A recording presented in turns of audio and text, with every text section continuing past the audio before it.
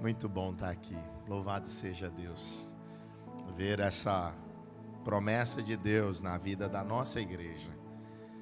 O favor de Deus, né? Ao vivo e a cores. E se mexendo, como disse meu pastor auxiliar lá em Campina Grande, pastor Jadiel. Pastor Christian, pastora Dani, obrigado. Vocês são referência para a nossa igreja. Já falei isso para o pastor Christian. Eu me lembro quando eu fui a Brasília, a gente foi comer naquele restaurante lá no Recreio, né? Falei, amigo, me ajuda aí, porque é a primeira vez que eu vou agora numa igreja de um porte. Pastor Christian é uma referência para nós. Obrigado, pastor. Obrigado por me receber aqui. Para mim também é um privilégio, a primeira vez que eu estou em solo americano, né? Nós tiramos o visto de turismo, eu e minha esposa, em janeiro. E apareceu a oportunidade de eu vir sem ela, mas em janeiro a gente volta junto, né? Tava falando para ela assim, eu só tô aqui tirando foto da paisagem, mas não tô curtindo nada, fazendo a frente. Porque curtir é só com você, meu amor. Ela tá me assistindo, te amo, te prepara, né? Então, muito feliz de estar aqui. Eu quero, assim, fazer menção do Flávio e da Vanessa, que eram membros da nossa igreja lá, em Campina Grande. Flávio e Vanessa, na verdade, acertaram as contas com Jesus lá em Campina Grande, né? Tiveram a oportunidade de serem batizados lá. E aí vieram para cá para serem cuidados por Jesus, pela vida, pelas mãos dos pastores, né? Pastor Cristo e pastora Dani. E aí eles estão ali, é só um tantinho, tá? É só um pouquinho assim, é coisa do cabelinho de sapo. Estão ali me recebendo, né? Quero agradecer a Deus pela vida deles, pela recepção, pelo carinho. Está muito bom lá estar com eles. Eu vi ali a Camila, que é irmã, né? Camila está visitando aqui, né, Camila? Aproveita, Camila. Conhece logo aqui o pastor Christian. Camila é irmã de Kaline, né? Que é a esposa do líder da juventude lá da igreja. E ela já chegou ali, já ganhei um presente. Eu falei, meu Deus, que é isso? Eu creio nesse negócio, né? Eu não sei se tem mais alguém aí que é de lá do Brasil, mas é da região. Por isso que eu trouxe aqui um abraço com gosto de macaxeira, com charque, um cuscuz, né? Vem ali, né? Um cuscuz com uma nata. Aleluia. Eu estou me arrepiando aqui só de lembrar, né? Eu sei que tem um monte de coisa de brasileiro, irmão, mas pode ter, mas não tem o mesmo gosto, não. Não tem. Pode dizer. E se for do Nordeste, eu morava no Rio. Aí falou, mas aqui tá cheio, aqui tem a Feira dos Paraíba. Eu falei, pode ter a Feira dos Paraíba assim, ó, onde tiver. Mas lá é que é o lugar que a gente come as comidas com gosto que a gente gosta de comer, né? Camila sabe o que eu tô falando, né? Então, Deus abençoe a vida de vocês. Quero dar um beijo, que se eu não fizer isso, irmão, chega. A internet hoje, está todo mundo ligado. Minha turma que está lá, né, em Campina Grande, minha família, os amigos, irmãos, olha, um beijo para vocês. Que Deus abençoe a vida de vocês também. Abra sua Bíblia, por favor. Na carta escrita aos Hebreus, no capítulo de número 10, né? Versículo 32 em diante. Quero agradecer ao meu pastor também, né? Por estar aqui. Agradecer ao meu pastor. Louvar a Deus por isso. Vi tantas vezes o pastor Silas falar, a gente passou anos. Podia ser de todo jeito, né, pastor Cristian? Mas tudo no tempo certo, no tempo de Deus, para que a cobertura espiritual, né, a porta que se abrisse aqui, pudesse de fato te proteger espiritualmente, né, e guardar você e a tua casa. E ver isso aqui, irmãos, olha, nós ofertávamos por esse lugar, né? Isso aqui é uma coisa importante. Muitos irmãos que estão aqui há anos morando aqui nos Estados Unidos, tem oferta aqui nessa igreja de irmãos que estão hoje congregando em comunidades no Rio de Janeiro, que muitas vezes não podem ir para a igreja por causa do tiroteio entre polícia e bandido. O pastor Christian sabe disso, a pastora Dani sabe disso. Gente, muitas vezes, né, sofrida. Tem oferta aqui de paraibano, aleluia, né? Para você estar aqui hoje adorando a Deus com a sua família. E louvado seja Deus por isso. E saiba, outras igrejas. Pastor Cristian falou uma coisa na oferta aqui. Pastor, me permita falar isso. Quando você falou sobre a questão do que Deus está fazendo através da oferta. Irmãos, vocês não fazem ideia do potencial da sua semente aqui. Eu sei que tem muitos irmãos aqui que gostariam muito de poder livremente ir e voltar para ver a família. A gente sabe disso, da realidade de muitos. Mas a sua semente está fazendo coisas que você não faz ideia. a semente de muitos, como muitos que semearam e não fizeram ideia, de que abriram uma porta que pôde ser a porta para salvar meu pai e a minha mãe. Eu fui para Campina Grande em 2019, 20 anos de crente, e não fazia ideia de que ali eu ia batizar meu pai, ia batizar minha mãe, ia batizar meu filho mais velho, ia batizar minha filha, e se eu ficar mais tempo, vou batizar o resto da minha casa. Meu irmão, você vai ver Deus fazer isso. Fica tranquilo, irmão, enquanto você faz a obra aqui, semeia aqui, Deus vai salvar os teus lá. Você vai ouvir notícia. E aqui também Jesus vai dar conta de gente que está aqui, que você está orando. Fica tranquilo. Se envolva com Jesus, que Jesus se envolve com a tua casa. Fica certo disso. Hebreus capítulo 10, se você encontrou, diga amém. Verso 32, acompanhe a leitura, por favor. Lembrai-vos, porém, dos dias passados, em que depois de serdes iluminados, suportastes grande combate de aflições. Em parte fostes feitos espetáculo, com vitupérios e tribulações, e em parte fostes participantes com os que assim foram tratados. Porque também vos compadecestes dos que estavam nas prisões, e com gozo permitistes a expoliação de vossos bens, sabendo que em vós mesmos tendes nos céus uma possessão melhor e permanente. Não rejeiteis, pois, a vossa confiança, que tem grande e avultado galardão. Porque necessitais de paciência, em algumas versões perseverança, para que depois de haver desfeito a vontade de Deus, possais alcançar a promessa. Porque ainda um pouquinho de tempo, e o que há de vir virá e não tardará. Mas o justo viverá da fé. Se ele recuar, a minha alma não tem prazer nele. Agora vamos fazer a leitura do verso 39. Você está passando aqui no telão? Vamos fazer a leitura no verso 39 juntos? Como está aqui, porque é uma versão só, todo mundo lê. Faça desse texto uma declaração de fé para a tua vida nessa noite, nessa manhã, né? Nessa manhã. Vamos lá? 1, 2, 3. Nós, porém, não somos daqueles que se retiram para a perdição, mas daqueles que creem para a conservação da alma. Amém? Feche seus olhos, vamos orar. Senhor, obrigado por mais uma vez estar aqui nessa igreja, nesse lugar, nessa nação. Tem misericórdia de nós. Eu sou fraco, Senhor, eu sou imperfeito, eu sou falho. Eu não tenho nada para oferecer ao teu povo de mim mesmo. Eu não vim falar de mim. Eu não vim falar do que eu sei, do que eu penso, do que eu acho, das minhas experiências, mas da tua palavra. Que eu seja apenas um veículo. Que os teus filhos nem percebam que eu estou aqui. Que a tua voz seja ouvida. Que a tua voz, Senhor, vá de encontro à necessidade da alma de cada um dos teus filhos. Que haja transformação pelo poder da tua palavra nessa manhã. Eu te peço isso, Senhor. Tem misericórdia de nós. Fala conosco. Fala comigo enquanto falarmos da tua palavra. É o que eu te peço e te agradeço em nome de Jesus. E toda a igreja que concorda diz: assim seja. Amém.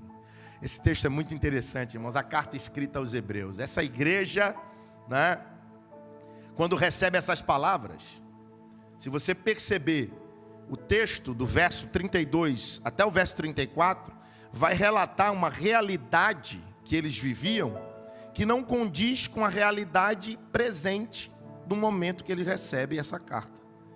A igreja que recebe essas palavras está em franco declínio espiritual.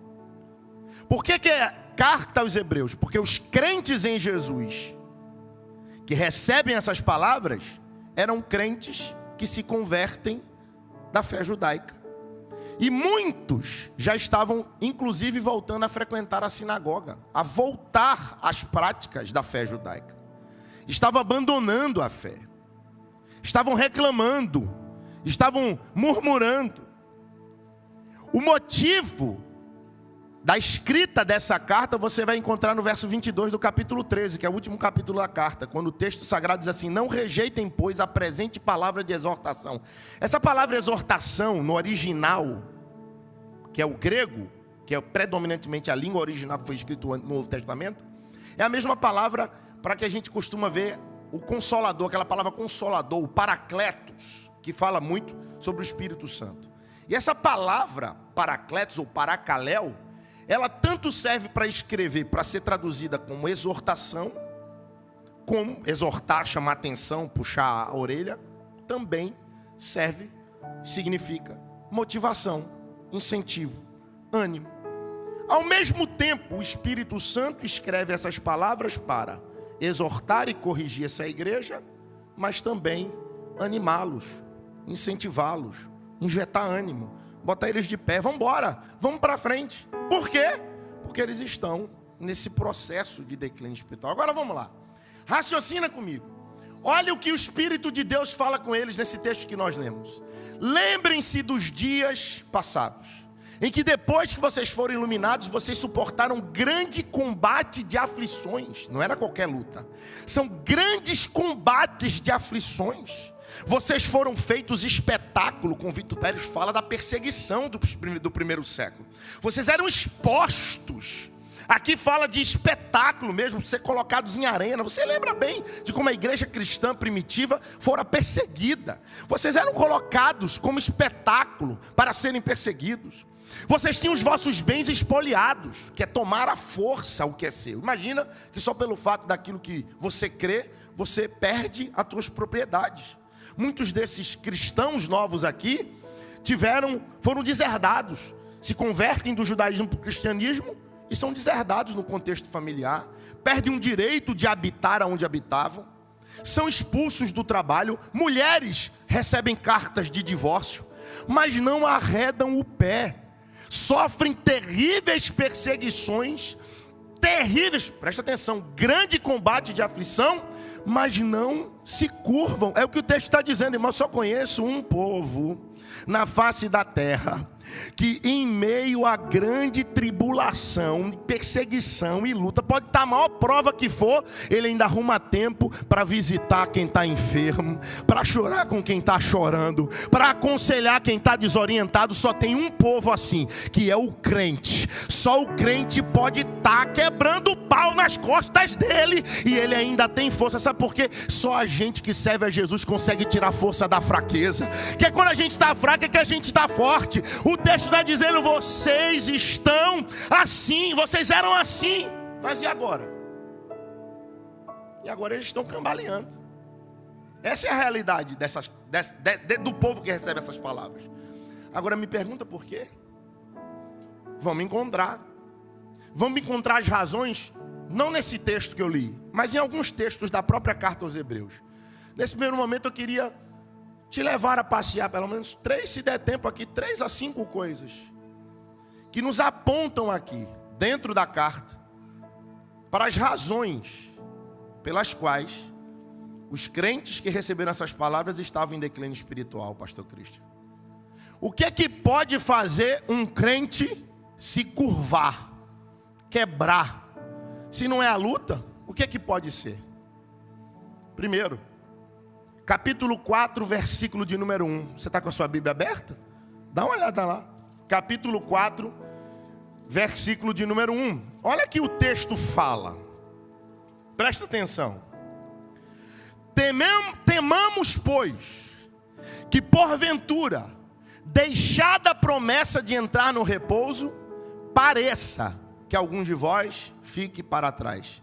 Lembra que eu falei que a comunidade que recebe essa carta aqui é uma comunidade de origem judaica? Quando eles recebem essas palavras aqui, eles fazem logo uma associação na mente deles da história de Israel, de quando Deus os livrou com o braço forte do Egito e os conduziu pelo deserto até Canaã. Eles lembram dessa trajetória. O texto está dizendo assim: temam que, tendo sido deixada a promessa, vocês pareçam que fiquem para trás.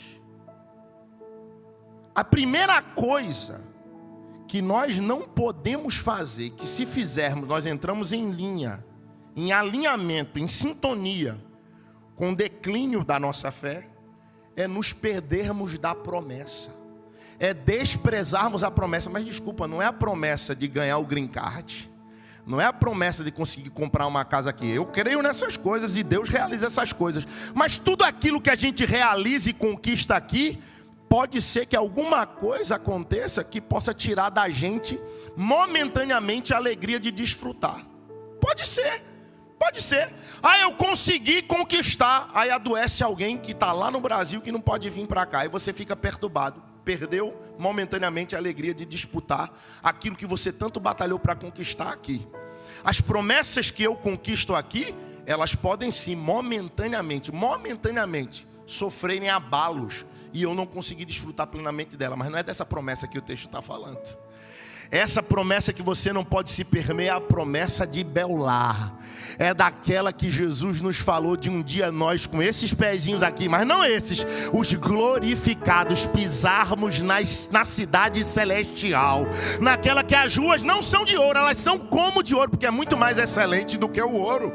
Nós vamos, irmãos, um dia entrarmos pelos portais celestiais. Será que tem alguém aqui dentro dessa igreja que ainda sonha entrar no céu? Será que tem pelo menos uns 10 crentes, como o pastor Christian fala? Será que tem mais gente aqui que pode levantar a mão e dizer: Deus, eu anseio pelo dia da tua volta? Meu irmão, não importa, não, você pode conquistar o maior conforto, as maiores conquistas aqui, nada se compara com o que vamos viver lá na eternidade com Jesus. Meu Deus do céu, não se perca dessa promessa, não se perca. Lá no Brasil o povo gosta muito de fazer concurso público, né? Quem é que um dia lá não fez uma prova, um Enem, que tem hora para começar e hora para terminar? Eu me lembro quando eu cheguei lá no Rio de Janeiro para morar, pastor Cristo. Eu lembro numa época que eu estava assistindo televisão. Durante muitos anos, as reportagens, por exemplo, dos vestibulares, se concentravam em entrevistar os alunos. E aí, como foi? Você se preparou? Mas depois de um tempo, esqueceram os alunos. E qual era a graça das reportagens? Os atrasados. E eu me lembro de uma reportagem que eu vi, que eles entrevistaram um cara. Pensa num povo malvado. Tem gente que parece que dá aula pro Satanás. Que o capeta fala assim: eu sou mal, mas esse aí eu tenho que pegar umas atualizações. O camarada levou uma cadeira de praia, um isopor, sentou na frente do local de prova e estava lá com a cervejinha aberta. O que você está fazendo aqui? Eu falei: eu vim me divertir. Fazer o quê? Eu vim aqui só olhar o que é um show à parte, os atrasados. E naquela reportagem, entrevistaram uma garota que saiu. Quem é do Rio de Janeiro, você lembra? São Gonçalo, lá do outro lado, lá longe. Ela pegou uns 5 tipos de transporte para chegar no Rio para fazer prova. E chegou 1 minuto e meio atrasada. E ela estava sentada no meio fio, com as mãos entre os cabelos, desesperada, chorando: minha mãe vai me matar, perdi 1 ano de estudo, perdi o dinheiro do transporte, perdi o dinheiro da inscrição, cheguei atrasada. Que dó. E aí faz-se o sensacionalismo. Filma o segurança com aquela cara bem fechada, fechando o portão. E a pessoa... E aí a gente fica com dó da pessoa e com raiva do segurança da porta. Que absurdo. Pra quê? Essa rigidez toda, 30 segundos só? Faz de conta que nem viu, abre e deixa ela entrar. Ah, é? Então, se eu posso deixar alguém que chegou 30 segundos atrasado, seria injusto não deixar entrar quem chegou 1 minuto atrasado. E se eu deixar entrar quem chegou 1 minuto atrasado, tem que deixar quem chegar 1 minuto e 30 segundos atrasado. Isso aqui é uma cascata, é uma bola de neve. Então, meu filho, se arruma cedo, acorda cedo, se prepara, é longe o local da prova, chega 2 horas antes para não ter problema. É assim que funciona. Eu fiz vestibular, minha mãe sempre me deu essa dica. Agora não tem nada a ver com vestibular aqui. Isso aqui é só uma analogia, meu filho. Se tu for lá para Mateus capítulo 25, tu vai entender o que eu estou falando. Uma hora o noivo vai chegar. E como é que está a tua lamparina? Não adianta quando ele bater na porta. Se o azeite tiver pouco, o problema é seu. A conta é sua. O noivo não avisa a hora que vai chegar. Então trata de encher esse azeite. Porque você não é cidadão brasileiro nem americano. Você é cidadão celestial. Trata de se comportar, seja no Brasil, na América ou na China, seja lá onde for, como cidadão do céu. Essa é a tua natureza, essa é a tua origem. Para ser o teu destino, tu tem que se comportar como quem nasceu lá. Não despreza a promessa. Fala para quem está perto de você: não despreza a promessa. Quer cair da fé? Não despreza a promessa. Não despreza. Segundo, versículo 2 do capítulo 4.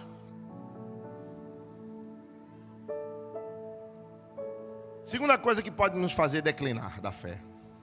Primeiro é desprezar a promessa. A promessa. Segundo o pastor Christian, é a incredulidade. Olha o texto. Porque também a nós foram pregadas as boas novas, como também a eles. Mais uma vez um paralelo com o povo lá do Egito. Mas a palavra da pregação, eu quero que você entenda essa parte aqui, ó. Mas a palavra da pregação nada lhes aproveitou, porquanto não estava misturada com a fé naqueles que a ouviram. Se você adiantar 10 versículos, e quem é bom de Bíblia lembra desse versículo de cor. Porque a palavra de Deus é viva e eficaz, mais penetrante que espada alguma de 2 gumes, que vai até a separação das juntas e da medula, e ela é apta para discernir o pensamento do coração. Presta atenção, meu filho. Se a palavra é viva e eficaz, então serve em qualquer circunstância. É? Por que o texto está dizendo que não se aproveitou em nada naqueles que a ouviram? A palavra foi pregada. Por que não se aproveitou em nada? Porque tem que ter um embrulho, meu parceiro. Minha filha, tem que ter um embrulho. Nós somos o povo da fé e não o povo das notícias. Nós somos o povo da fé. E quem vai ganhar? Eu estou sabendo, eu quero saber lá quem é que vai ganhar. Eu vivo é da fé, meu filho. Eu sou da fé, eu não sou da realidade nem da circunstância. É claro que eu não sou nenhum alienado, nenhum biruleibe, babacão, que fica...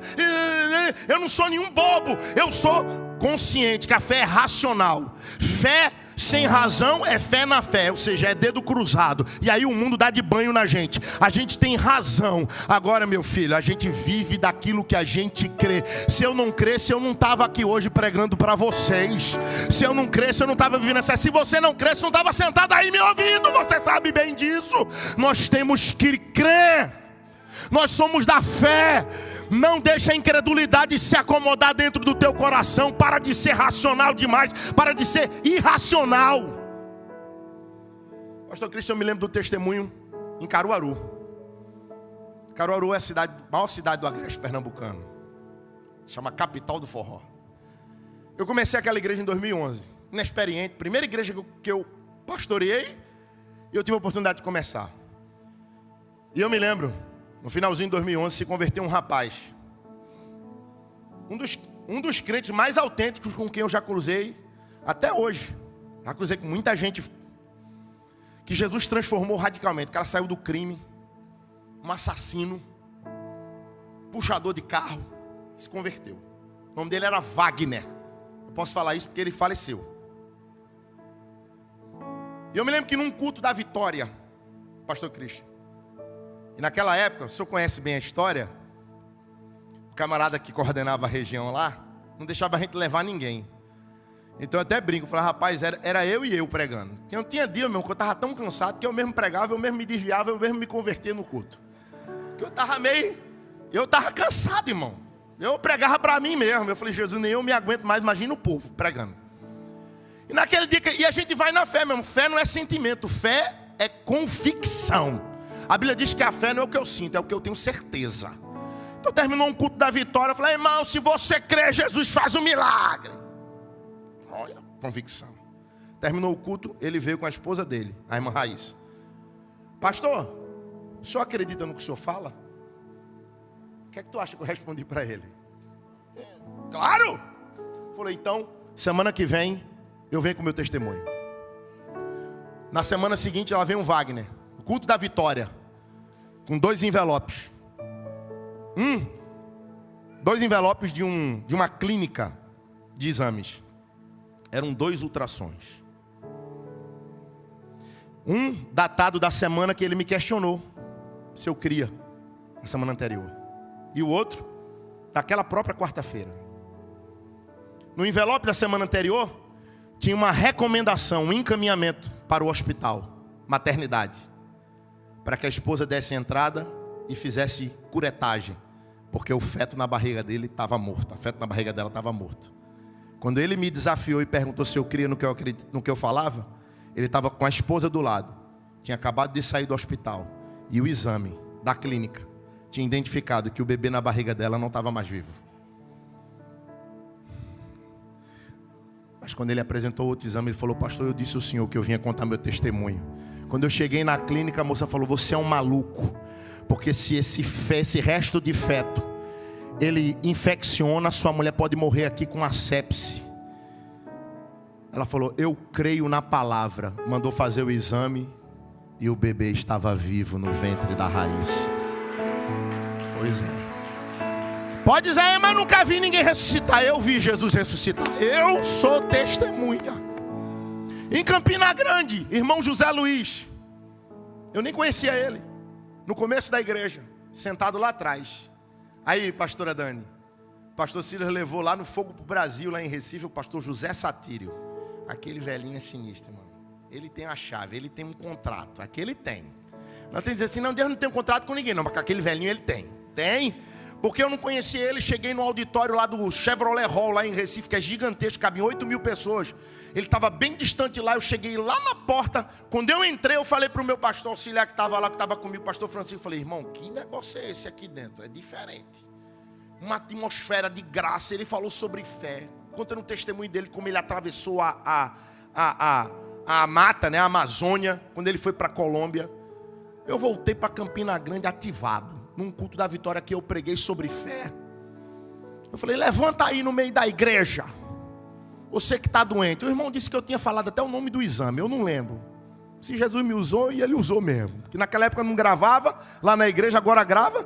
Então não tem como falar. Ele disse que estava lá atrás. E ele realmente tinha pedido um gabinete, que ele queria que eu orasse por ele. História: José Luiz tinha tido, naquela época em 2019, um câncer na região da pelve. Terrível, que ele teve que fazer uma cirurgia para tirar o câncer, que amputou 60% da bexiga e uma parte do ureter.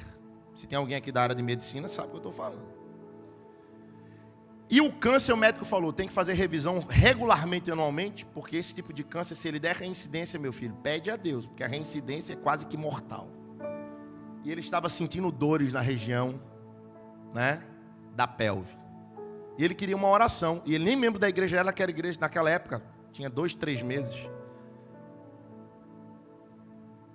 Ele disse que eu fiz essa oração. E eu fiz mesmo. Eu estava... liberei uma palavra. Eu estava ativado. Eu vim ativado aqui. Deus vai fazer milagre aqui. Eu vou ouvir testemunho nessa igreja aqui. Porque eu vivo da fé. Irmão, ele disse que saiu da igreja sem dor. Eu só vim saber disso 1 mês depois. Porque ele disse que na quinta-feira ele foi fazer o exame que eu na oração citei o nome. Que era uma ultrassom. Ele disse que chegou no médico já sem dor, deitou na mesa para fazer o ultrassom. O médico começou. O médico falou: Zé, tá tudo bem com você. Tá tudo saudável. Tá tudo em paz. Ele falou: ô, doutor, que bênção. Tô tranquilo aqui, tô sem dor nenhuma. Aí o médico falou assim: você é egresso de CA, né? Me dá aqui o laudo. Que eu estou vendo uma coisa aqui que eu não estou acreditando. Olha, escuta a história. Eu tenho esse testemunho gravado. Até Eliel Lima e a Midian estavam lá na igreja quando eu gravei esse testemunho. Pegou o exame. Caramba, Zé. Foi braba a tua cirurgia. Tu amputou tua bexiga, cara. Caramba. Tu acredita em Deus, cara? Ele falou: claro, doutor, eu vim da igreja. Eu estava cheio de dor, o pastor fez uma oração. Eu estou aqui feliz, porque eu já estava sem dor. E você dizendo que eu tô saudável. Ele falou: você não está só saudável, não. Olha para essa tela aqui. Ele dizendo para mim no testemunho. E quem já fez aqui exame de ultrassom sabe que os médicos têm aquele negócio de fazer um círculo e mede o tamanho e tudo. Ele falou assim: olha o teu exame aqui, ô Zé. Isso aqui realmente, aqui, ó, aqui onde foi a incisão. Aqui, ó, realmente você tem uma parte da tua bexiga. Mas olha aqui para essa tela.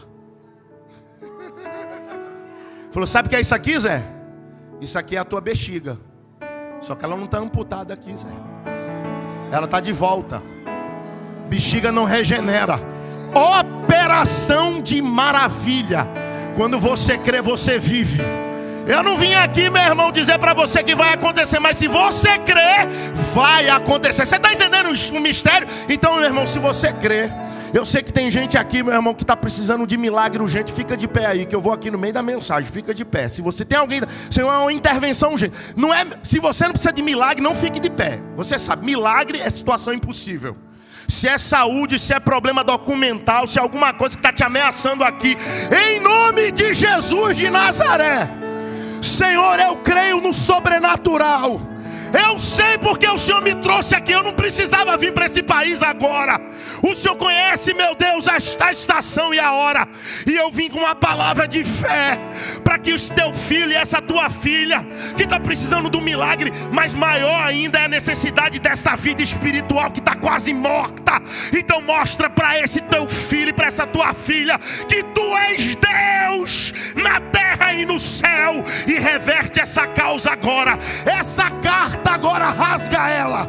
É nula essa ameaça. Em nome de Jesus de Nazaré, ó Deus. Agora, meu Pai, vai nesse órgão agora.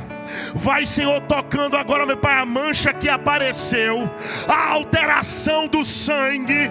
Espírito Santo, eu ordeno agora, sai, desapareça, em nome de Jesus. Amém. Levanta a sua mão e diga graças a Deus. Sente aí e me escute bem.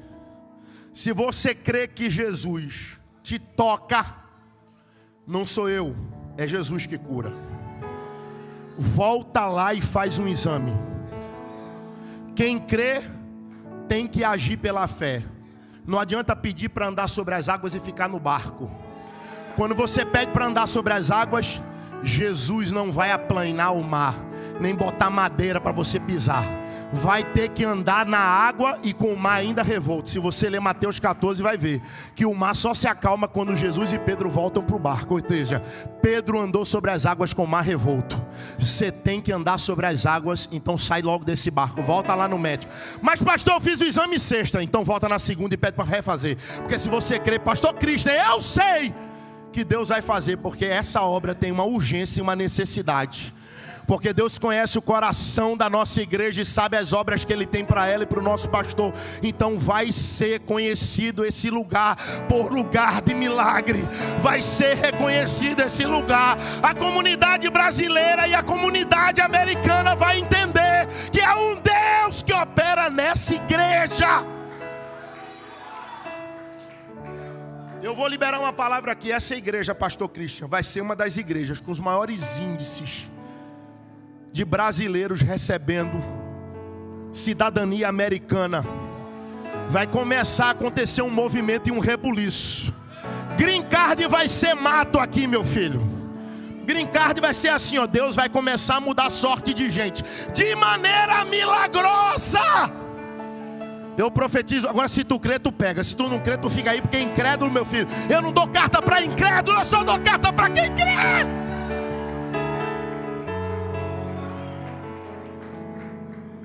Eu creio.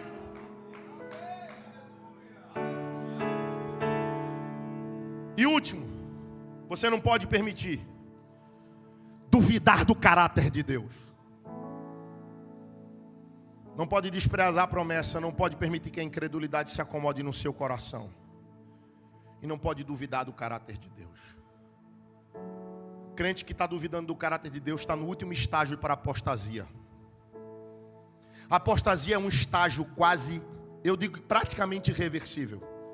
Porque se você ler em Hebreus capítulo 6, quando diz que aqueles que experimentaram das glórias do mundo vindouro, mas caíram, é impossível renová-los para o arrependimento. É o que diz o texto. Quando você entra no estágio da apostasia, é difícil demais você retornar. Então se alguém está aqui, está identificando, pastor, como é que eu estou duvidando do caráter de Deus? Quando você começa a afirmar que Deus não ama, que Deus te esqueceu, que Deus quer te punir, você está conhecendo qualquer outro, menos o Deus dos céus e da terra. Sabe por quê? Porque, irmãos, Deus não precisa de razões para nos punir, Ele já as tem. O pecado já é a principal das razões. Só que nós temos Jesus. A Bíblia diz: temos, pois, paz com Deus pela justificação mediante a fé em Cristo Jesus. Nós fomos reconciliados. então, meu filho, isso aí que você está passando é fraqueza. Agora, cuidado para ela não se transformar em apostasia. Hebreus capítulo 6, versículo 9 e versículo 10. Eu estou terminando. O texto sagrado diz assim: mas de vós, ó amados, esperamos coisas melhores, coisas que acompanham a salvação. Primeira parte aqui. Pastor Christian, o que é que acompanha a salvação? Carnalidade? Traição? Pornografia, abandono familiar, negligência com os filhos, avareza, indiferença, desobediência, falta de compromisso com a... Não. Tu é crente, cara. Essas coisas não estão combinando com a salvação. Não está. A chamada de Deus é que nós esperamos coisas melhores. Melhores. Eu não estou te criticando, eu não estou te julgando, eu só estou dizendo, filhão, lembra quem você é. Essa não é a tua, tu está agindo contra a tua natureza. Porque uma vez que você encontrou Jesus, você já tem o potencial de demonstrar coisas muito melhores. Você pode andar, meu irmão, no sobrenatural. As tuas mãos podem curar. Quando você entrar numa casa para trabalhar, Deus pode te usar como instrumento para transformar aquela realidade. Porque eu sei que tem irmãs aqui que entram muitas vezes numa residência, entram num ambiente que a família está desgraçada. E você pode, porque você é um agente do reino de Deus. Agora, como você pode fazer isso? Ao invés de você entrar para transformar, você sai contaminado e aí começa a dar problema dentro de casa. Não. Todo mundo sabe aqui as setas que o diabo lança na mente. Todo mundo sabe. Você vive isso, então, meu irmão, você precisa demonstrar aquilo que você tem como a tua natureza espiritual. Quem está entendendo o que Jesus está falando aqui? Vambora. Irmão, faz favor. Quem está do lado é família, né, geralmente. Mas quem está à frente e atrás, não. Então, chama logo a atenção da pessoa. Vamos demonstrar logo quem a gente é, bora. Fala logo, vamos demonstrar quem a gente é de Jesus. Vambora que da gente pode fluir coisa muito melhor. Tu é fonte de água doce. Eu não estou vendo ninguém aqui fonte de água amarga. Você não é mara não, meu filho. Você é coisa doce. Deus flui na tua vida. Vambora, vamos lembrando logo quem você é aí. Por que a gente tem que fluir coisas melhores? Verso de número 10. Porque Deus não é injusto para se esquecer.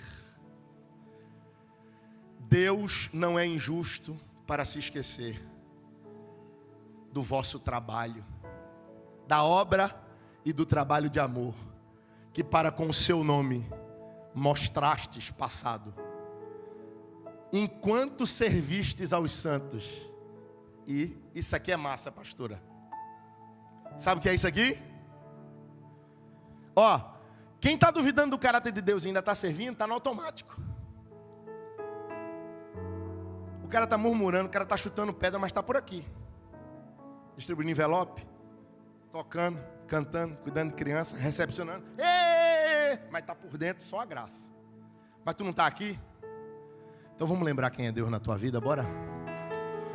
Aqui Deus te... vai sair nada, não vai embora nada, não vai desviar nada. Aqui Deus vai te pegar e vai te renovar. Aqui tu vai lembrar que o teu nome está gravado na palma da mão do Senhor.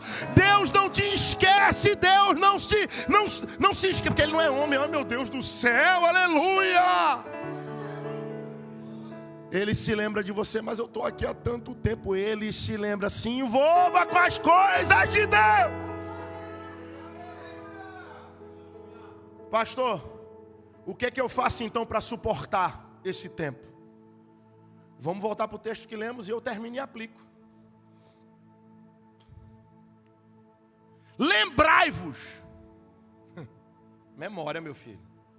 Usa essa memória. Ô, nego, Deus já fez alguma coisa na tua vida, meu filho? Lembra aí o que Deus já fez. Não tem poder para fazer de novo? Diante do gigante, Davi falou assim: quando vinha o leão e o urso, eu pegava. Jesus me livrava. Deus vai me livrar desse também. O problema é que tu está fazendo comparação com o tamanho de gigante. Irmão, já era gigante lá atrás. O que é gigante? É algo que é maior que você. Importa que o gigante de agora é maior do que o anterior? O gigante anterior já não era maior que você e não caiu? Irmão, o problema não é para você, é para Deus. Gigante, se é 2 vezes maior que o anterior, o de anterior já era gigante. Gigante já é gigante, meu filho. Se o primeiro caiu, o outro vai cair. A única diferença do primeiro para o segundo é que o segundo a queda é maior. Porque quanto maior, maior a queda, meu filho. Jesus vai te dar a vitória do mesmo jeito. Então lembra o que Deus já fez por você. Segundo, não despreza a confiança. Tem que ficar firme, meu filho. Deus é comigo, não é com eles. Mas a terra tem gigante, tem mesmo. Quem disse a você que Josué e Caleb ignorou o testemunho dos 10 espias? Eles não cancelaram o testemunho dos 10 espias. Você não vai ver no texto Josué e Caleb falando, é mentira. Não, Josué e Caleb viram gigantes na terra também. Só que a percepção de Josué e Caleb estava antecipadamente guardada pela convicção do Deus que eles tinham. Enquanto os caras falam assim, eles são gigantes, nós somos formiga, eles vão nos amassar. Josué e Caleb falou assim, não, pô, eles são pão. Uma coisa é você olhar para o gigante e ver que o gigante vai te amassar. Outra coisa é você olhar para o gigante e ver uma padaria. Não, rapaz, que lapa de baguete, eu vou partir ele, botar no forno, fazer umas torradas. Nós vamos arrebentar, por quê? Porque Deus é comigo, não é com ele. Deus é comigo, você tem aliança com o Deus dos céus, querido. Não rejeite a confiança, porque tem grande e avultado galardão. Porque galardão é recompensa. Quando você vai na tua confiança em Deus, Deus trata de te recompensar. Que mais? Porque necessitar de paciência. Eu gosto de falar perseverança, porque a palavra paciência para a nossa língua, paciência na nossa língua é assim: tu precisa de algo muito para ontem, e a pessoa está dizendo assim, espera, tenha paciência. Paciência não é parcimônia. Paciência do texto aqui é perseverança, é esperativa. Se você, o português diz assim, porque necessitais de paciência? Para quê? Depois de haver desfeito a vontade de Deus, possais, repita comigo assim, alcançar. Fala de novo. Fala para quem está dizendo assim, é alcançar, não conquistar.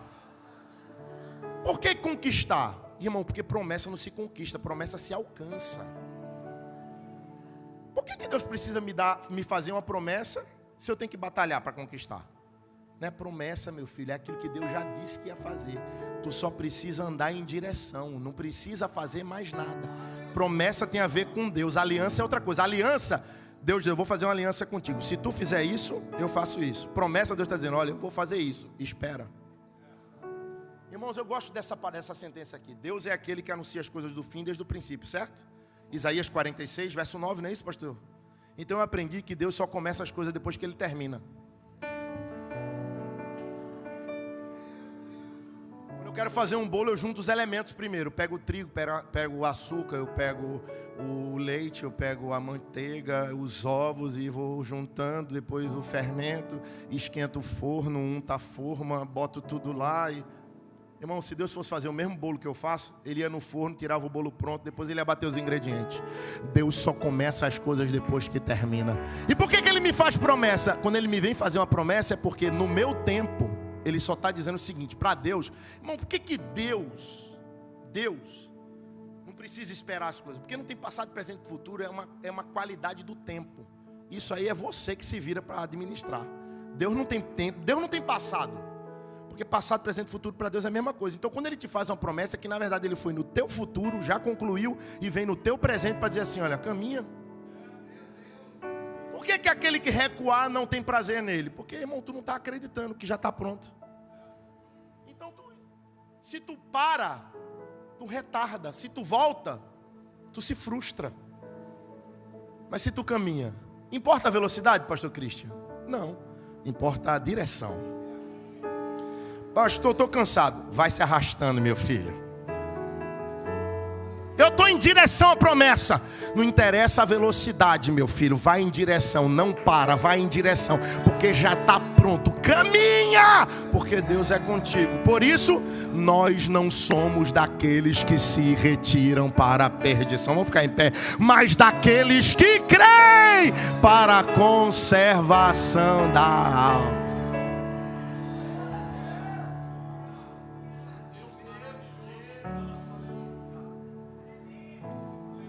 Até aqui o Pai me deu. Agora é contigo, meu filho. Vi tanta gente pela primeira vez que eu fiquei tão feliz.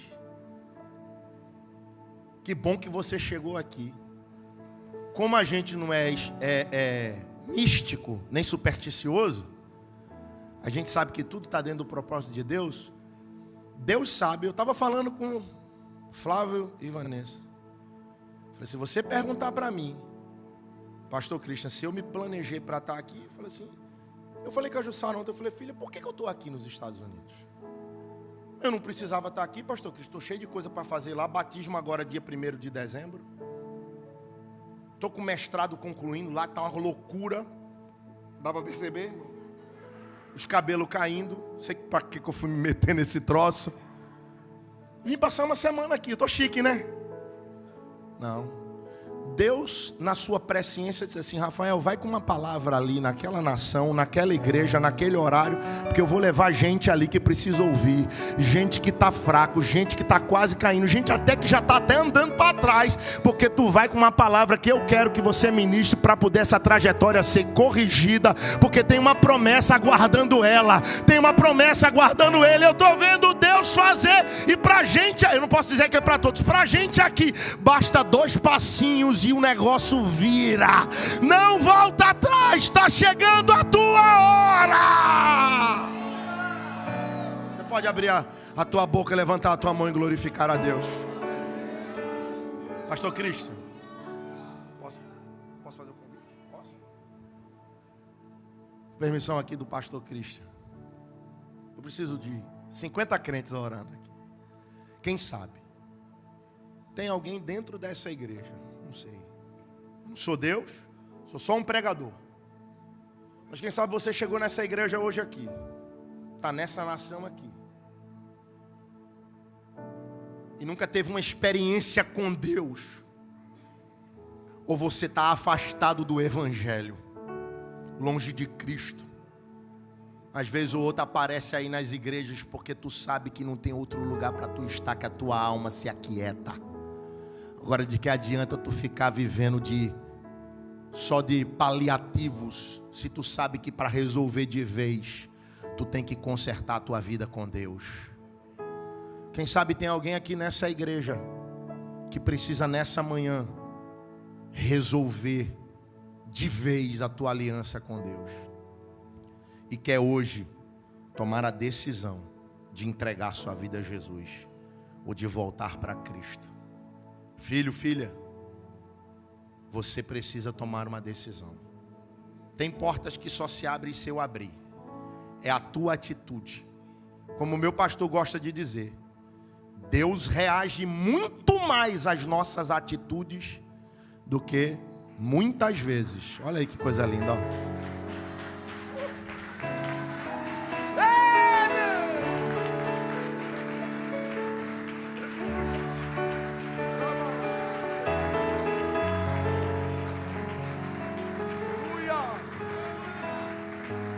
Meu irmão, faz uma festa aí, pelo amor de Deus, vai. Você lembra do dia que Jesus te salvou? Você lembra o que foi que aconteceu para você encontrar com a graça de Deus? Aleluia, meu filho. É isso aí, meu filho. Você está na tua casa, na casa do teu Deus. Se quebranta mesmo, se entrega por completo. Não tem vergonha nem medo. Quem sabe tem mais gente aqui que precisa hoje colocar a sua vida em direção a Jesus, alinhar a sua vida com Deus. O que é que você está esperando? Aqui não é lugar para ter vergonha não, meu filho, que eu sei que tu já fez muita coisa doida, já fez muita besteira, já botou muita coisa a perder muitas vezes, e vai ficar aí resistindo? Quem sabe você está aí e Jesus está te confrontando. Aqui não é lugar para a gente ter medo nem vergonha, aqui é lugar para tu ajustar a tua vida. É tempo de voltar, é tempo de conserto, é tempo de reconciliação. Se há mais alguém, sai do seu lugar e vem aqui na frente. Jesus quer transformar a tua vida. Ele quer perdoar os teus pecados. E aqui não é para tu ganhar nada não, aqui é para tu ganhar perdão de Jesus. Porque para tu conquistar as coisas aqui, tu já sabe o que fazer, que é trabalhar e muito. Mas de que adianta? Tá cheio de dinheiro no bolso, cheio de eletrônico, cheio de coisas, carrão dos teus sonhos, e está indo para o inferno. O que Jesus quer é perdoar os teus pecados e ajustar a tua vida. Jesus não tem nada contra tu ter tudo que tu quiser ter aqui, contanto que você tenha perdão de isso, minha filha, aleluia. Oh glória, dá um aplauso, meu filho, dá um grito. Será que tem alguém que sabe assoviar aqui? Um assovio, um grito de glória a Deus, meu filho. Aleluia. Oh, bendito seja Deus. Isso, minha filha. É isso, minha filha. Jesus quer transformar a tua vida. Venha, minha filha, isso. Tem mais gente vindo para Jesus. Aleluia. Esse é o Deus que eu conheço. Esse Cristo que vive. Pastor Christian, por favor. Aleluia. Obrigado.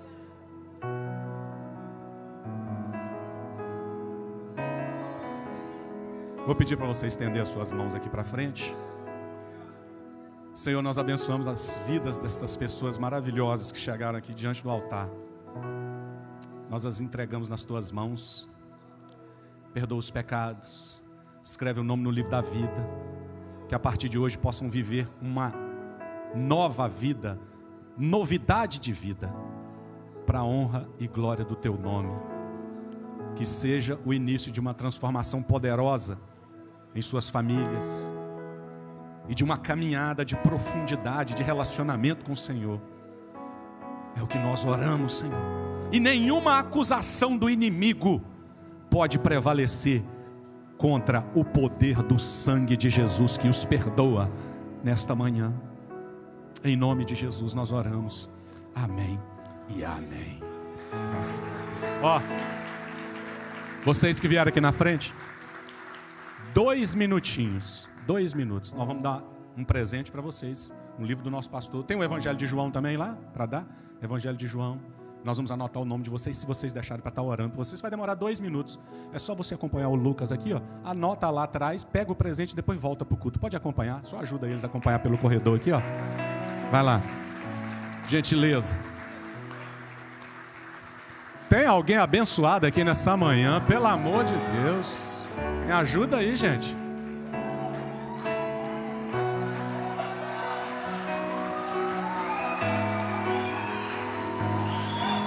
Eu vou dizer um negócio para vocês aqui.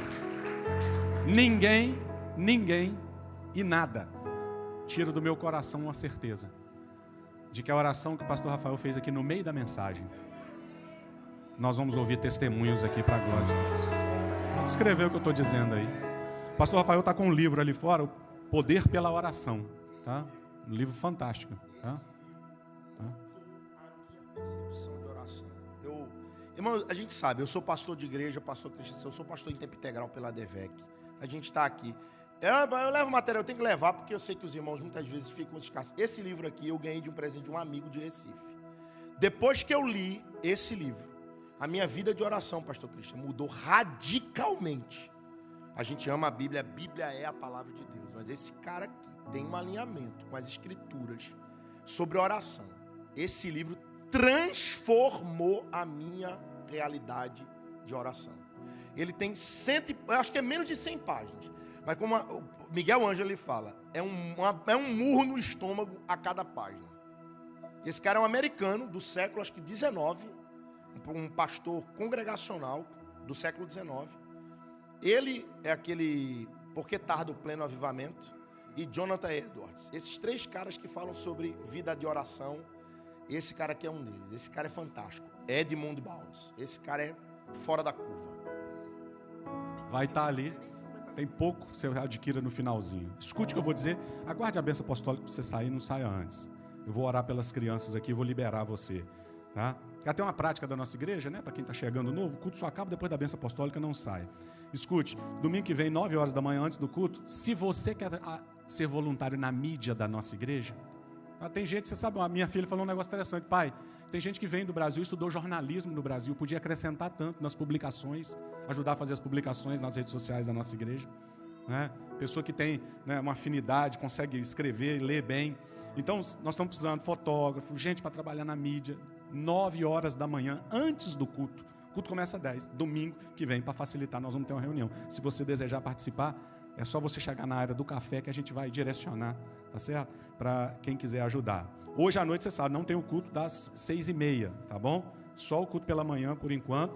Tá? Se nós formos abrir um segundo culto aqui, nós vamos abrir pela manhã, tá? Aí vai ser 9h11. O culto da noite vai ficar como uma opção para depois, tá? Então, só pela manhã, 10 horas da manhã.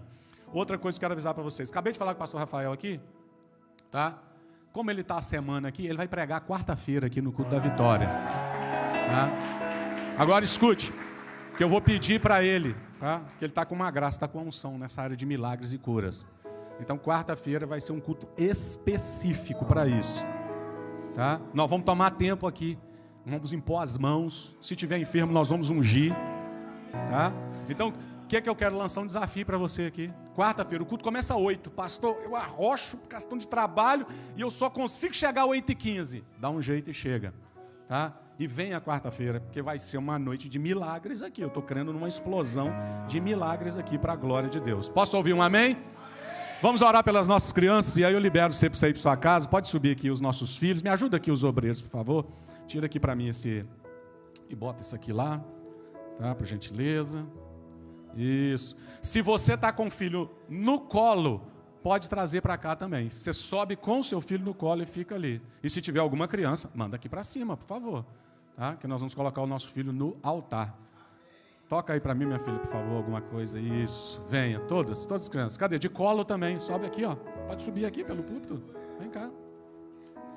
Vamos ensinar as nossas crianças a estar no altar, sim ou não? E quando terminar o culto, sabe onde você vai pegar o seu filho? Diga comigo, no altar. O pai e a mãe vai vir aqui buscar no altar. Qual o melhor lugar do mundo para você buscar o seu filho? Porque tem muitos pais aí que nem sabem onde o filho está. Mas hoje você vai buscar o seu filho no altar. Chega para cá um pouquinho, todo mundo assim, ó, porque tem gente caindo lá na escada. Isso, vem. Vem, isso. Estão lindos e maravilhosos ou não os nossos filhos? Fala a verdade. Eles merecem um aplauso ou não? Fala a verdade. Ô, Midian. A Midian é a coordenadora do Kids. Quantas crianças nós temos inscritos para quinta-feira? Você já sabe mais ou menos? Mais de 50 crianças aqui para quinta-feira, tá certo? Mas cabe mais também. Se tiver mais, pode trazer. Tá certo? Em nome de Jesus. Nós vamos orar pelos nossos filhos. Ó, as crianças sabem como é que recebe a oração. Como é que a gente recebe a oração? Todo mundo com o olhinho fechado e a mãozinha assim, ó, para receber. Os adultos estendam as mãos para cá. Pai, no nome de Jesus, nós abençoamos a vida dos nossos filhos. Aqui em cima desse altar, essas meninas são princesas do Senhor. Elas vão crescer abençoadas na tua casa.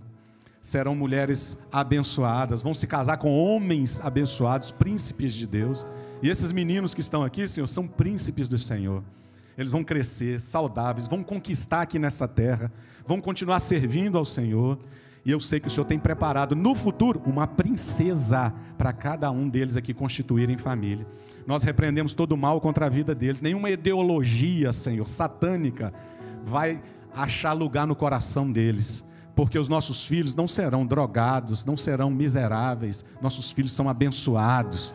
Homens e mulheres de Deus. Em nome de Jesus nós abençoamos a vida destes príncipes e princesas. E toda a igreja diz: amém, glória a Deus, que bênção. Ó, agora as crianças orando pelos adultos agora. Como é que a gente ora? Mãozinha assim, ó, todas as crianças. Isso. E os adultos, como é que faz agora? Assim para receber. Então, ora junto com o pastor. Fala assim: papai, mamãe, adultos, sejam abençoados. Em nome de Jesus. Amém. Tá feito ou não? Tá abençoado ou não tá? Em nome de Jesus. Olha o que eu vou pedir para você. Eu vou dar a bênção apostólica aqui. Eu vou dar a bênção apostólica. Você vai ficar parado aí no seu lugar até eu passar por esse corredor aqui e chegar lá naquele hall. Sabe por quê, irmãos? Eu dou a bênção apostólica aqui. Quando eu falo já tem gente no carro, esquentando o carro. Quando eu falo do amém, já tem gente esquentando o carro. Calma o coração. Eu vou dar a benção, eu vou descer aqui. Quando eu chegar lá, aí você pode começar a cumprimentar e sair. E os pais, óbvio, não se esqueçam. Tá? Vocês têm filhos aqui em cima, só lembrando, né, que muita correria na vida. Tá? O louvor fica, que eu tenho uma palavrinha com vocês. E quem vai... O Thanksgiving também, para a noite do jantar do Thanksgiving, lá naquele hall de entrada, a Roberta já está lá. Seu nome e quantos da sua família. Tá certo? Que você tenha uma semana abençoada. Que a boa mão de Deus seja sobre você, sua casa e sua família. Que Deus te guarde nas ruas dessa cidade. Que Deus te livre de acidentes. Que Deus te livre do homem mau. Que Deus te livre de enfermidades. E onde você chegar, colocar a planta dos seus pés, a palma das suas mãos, será abençoado. E que a graça de nosso Senhor e Salvador Jesus Cristo, o grande amor de Deus e as doces consolações do Espírito Santo sejam sobre todos. E todos digam, um aplauso para Jesus.